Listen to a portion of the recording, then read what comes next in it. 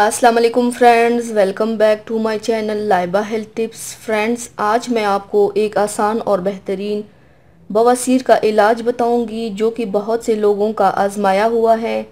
अगर आप चाहते हैं कि आपको जल्द ही इस बीमारी से निजात मिल जाए तो सिर्फ सोते हुए ये नुस्खा आजमाएं।